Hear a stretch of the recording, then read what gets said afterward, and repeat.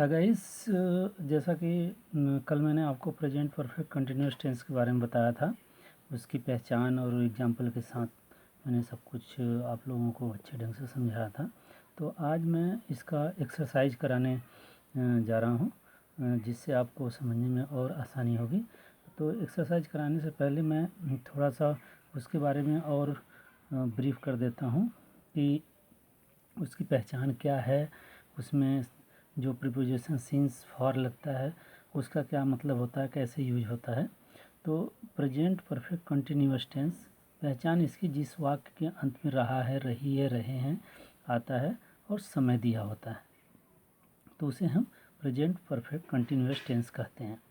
इसमें क्या has been, have been और वर्ब में आईएनजी लगा देते हैं। और जो टाइम होता है, से के लिए सिंस और फार का प्रयोग करते हैं। तो सिंस का प्रयोग पॉइंट ऑफ टाइम मतलब निश्चित समय के लिए, जो समय निश्चित हो है, जैसे 2 बजे, 3 बजे, मंडे, 1947, ये सब निश्चित टाइम है, तो उसके लिए हम सिंस का प्रयोग करते हैं। और फार का प्रयोग पीरियड ऑफ टाइम मतलब अनिश्चित टाइम के लिए करते हैं, जैसे 2 घंटे से, 4 घंटे से।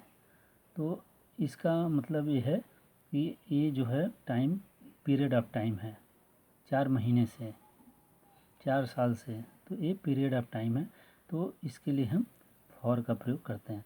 आइए अब एग्जाम्पल के से समझते हैं। मैं 2 बजे से सो रहा हूँ। I have been sleeping since 2 o'clock। अब 2 बजे ये निश्चित टाइम है, तो इसलिए इसे हम 2 बजे से, तो इसके लिए हमने सिंस का प्रयोग किया।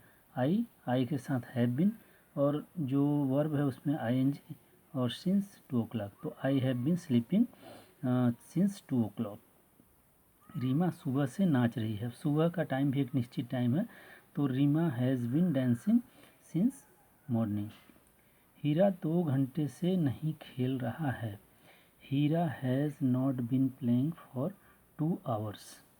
अब इसमें नकारात्मक जो वाक्य नेगेटिव सेंटेंस की बात होती है, तो नेगेटिव सेंटेंस जब आता है तो उसमें नॉट लगाते हैं हम, हैज़ या हैव जो होता है उसके तुरंत बाद नॉट का प्रयोग करते हैं। तो हीरा 2 घंटे से नहीं खेल रहा है, हीरा हैज़ नॉट तुरंत लगा दिए हम, not been playing for 2 hours।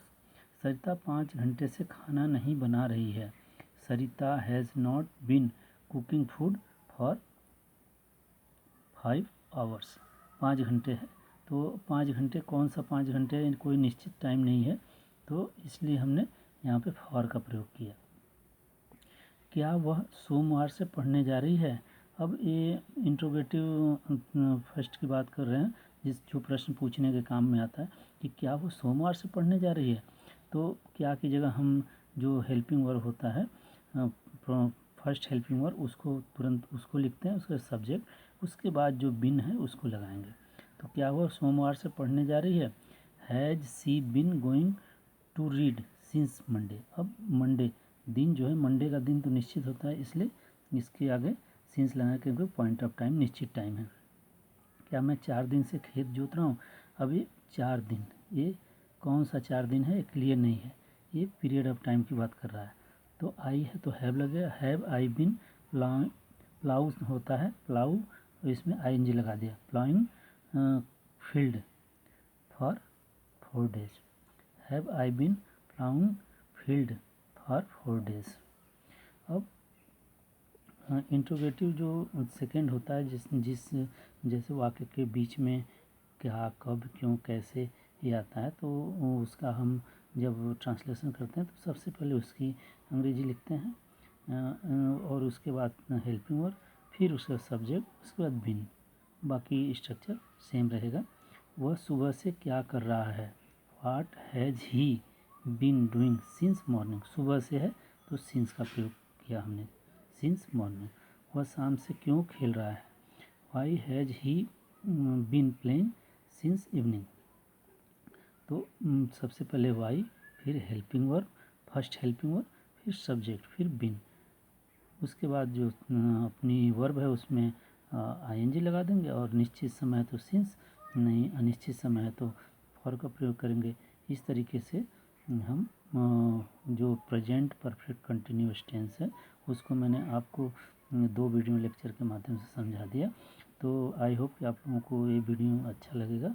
अच्छा लगे तो लाइक और सब्सक्राइब ज़रूर कीजिएगा। तब तक के लिए धन्यवाद, नमस्कार।